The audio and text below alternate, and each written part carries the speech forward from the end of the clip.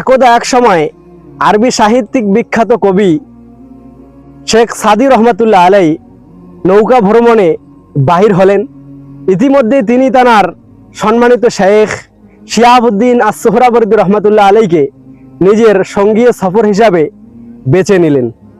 তো কিছুদূর পথ অতিক্রম করার পর তাঁর শেখ শিহাবুদ্দিন সোহরাওয়ার্দী রহমাতুল্লাহ আলাই বললেন যে, বেটা শেখ সাদি, আমি তোমাকে দুইটি নসিহা করব।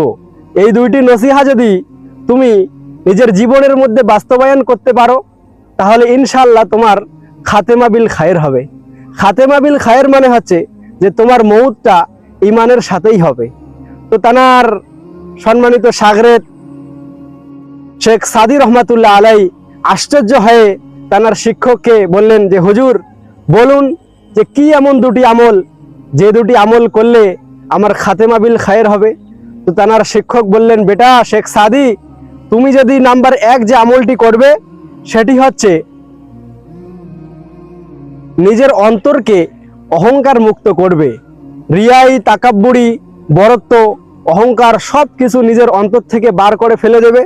আর নাম্বার 2 যেই আমলটি করবে সেটি হচ্ছে মানুষ কোনো মুমিন মুসলমানের ভুল ত্রুটি গুনাহ ধরা থেকে তুমি বিরত থাকবে। তুমি যদি এই দুইটি কাজকে বিরত রাখতে পারো তাহলে ইনশাআল্লাহ মউতের তোমার খাতেমা বিল মউত হবে, অর্থাৎ ইমানের সাথেই তোমার মউত হবে। মহান আল্লাহ পাক রব্বুল আলামিন আমাদের সকলকে এই দুটি পাপ থেকে বিরত রাখুন। আমিন ইয়া রব্বাল আলামিন।